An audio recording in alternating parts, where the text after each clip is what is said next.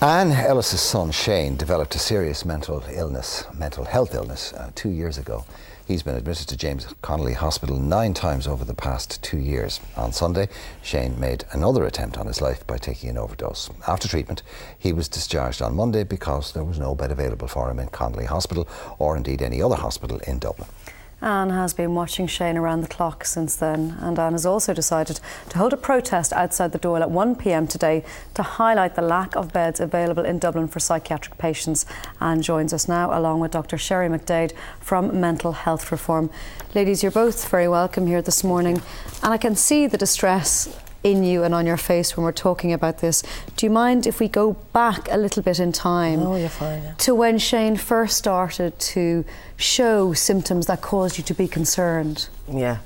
Well, Shane, it would have been, he started becoming unwell, it would have been in 2012. And prior to that, he was grand, happy out? Yeah, no problem. Done school, done his leaving, went to college, done the Football Association leisure management course, not a bother.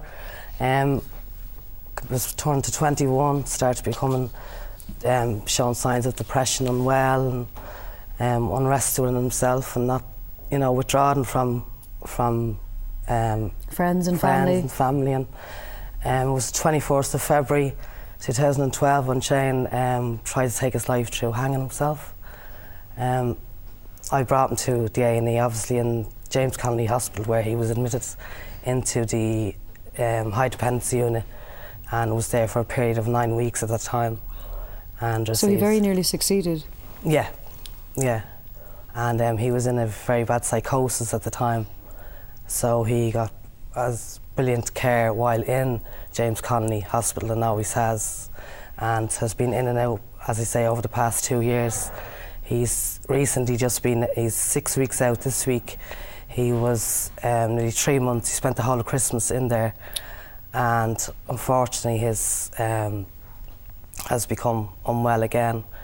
And what's he actually been diagnosed with then? He hasn't been fully diagnosed, but it's a very serious mental illness that he's. And is he on an awful lot of medication? He is, yeah. And does he take his medication? He takes his medication, but not the way he should take it. Okay. So from which is often the case in these situations. He's 23 when he feels well, as a lot of mental health patients do. When they're well, they don't want to take their medication, but it's actually their medication that's making them well.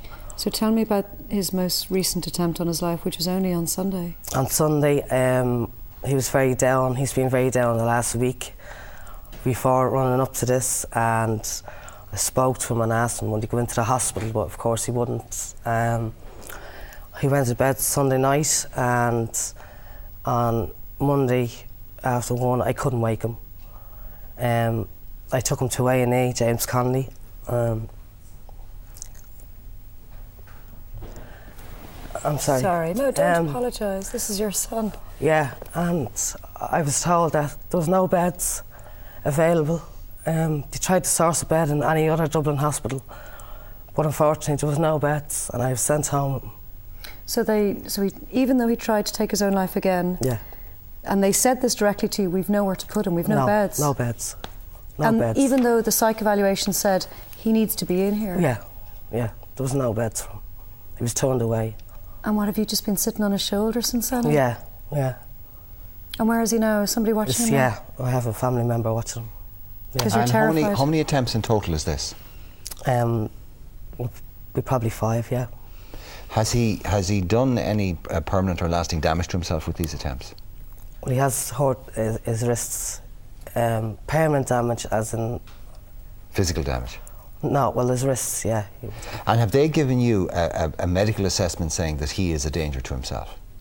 Yeah, he would be. Yeah. Now, normally in those instances there would be some form of sectioning, and you've had him sectioned before, haven't you? He has been sectioned before in the past, yeah. So under those circumstances, if they give you a diagnosis that he's seriously mentally ill, that he is a danger to himself, as a layperson I would automatically have assumed that he would be taken in and taken care of straight away, that he could not be allowed out, because just out of a duty of care, if not whatever legal ramifications might follow. I asked for him to be sectioned on Sunday. I asked for them to be sectioned, either to be sectioned by the doctor, psychiatrist that was on call, or for the guards to come in and section them under Section 12. and that didn't happen. I was sent home. How did you feel, Anne, when you had to take him home? I felt, as a mother, heartbroken. I felt anger. I felt frustration. I felt disbelief that here I was coming to a hospital that has been, for the past 2 years, the backbone of support for me and Shane, while the care he's in the hospital is second to none, from the doctors, nurses, catering staff, everyone. And here I was being turned away with my very sick child. I presume you're also terrified that if you take your eyes off him for 1 second Yeah. and something happens, Yeah. then it'll be your fault and you'll blame yourself. But Yeah. it's this anger and frustration and heartbreak which is leading you to do a protest today outside of the Dail. Yeah, yeah. And can other people join you? Can other mothers watching this right now, and fathers and people who... Well, that's what I'm asking. I'm doing this in this protest has been organised by myself and the members of the Andy Morgan Foundation, which is a suicide prevention and mental health awareness group we've set up 3 years ago. And we're asking people to come and support us, because I hate to say it, but the reality of it is how many people have been turned away and are not here now today. And Well, that is the reality. Sharia, I know you won't talk about a specific case, obviously, but you're in the profession. You know the general state of it. Is this unusual? No, I don't think this is unusual, and I think it's really important to understand that the lack of beds is usually a symptom of a problem that's wider, elsewhere in the whole mental health system. So because there aren't adequate alternatives, because there aren't adequate early intervention services, because there aren't adequate places for people to go to when they are discharged that provide 24/7 support outside of hospital. That means that it becomes a question about, are there enough beds? And people don't want to be in hospital, and we want people to only be in hospital as little as possible. But the reality is that in many places around the country there aren't the alternatives. In some places we have 7-day-a-week services. And this is what every area of the country is supposed to have, a 7-day-a-week service. Every area in the country is supposed to have a 24/7 crisis intervention response. And it's not there. And Anne was telling me this morning that she has the emergency phone number for the nurse in the local area, but it's emergencies 9 to 5, Monday to Friday, and she doesn't have access to anyone because of over course the people weekend. don't get sick after 5 because people don't get sick after 5. So I think there are, what it's pointing to are the wider gaps and the fact that some of those other parts of the service haven't been put in place. Sorry to cut across you because we're tight for time. Can you explain something to me? I'm well into my 50s now, and as long as I have been in this business, which is over 30 years, this issue of psychiatric services being the Cinderella of the health service has always been there. It has been admitted, it has been acknowledged, and nothing has been done about it. Why? Yeah. Can you explain that to me? Well, I mean, in the past, it was because people weren't so willing to come out and advocate for mental health as they were maybe for other parts of the health service. So, I mean, what Anne is doing is very admirable in the sense that now people are saying, we won't accept a poor quality mental health service anymore. But it doesn't look like she's getting any.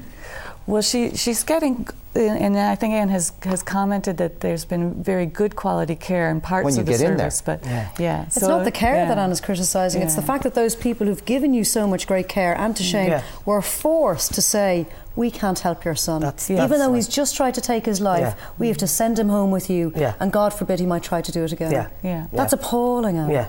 And you'll be outside the Dail at 1 o'clock today, 1 o'clock, and you would invite everyone, even on your lunch hour, just stroll down, show your support. Show solidarity with us, because I mean it's my child today, it could be yours tomorrow. And thank you so much. I can see how upset you are. Thank you for coming on to talk about it. Thank you. Thank you. We'll take a break. See you back in a moment.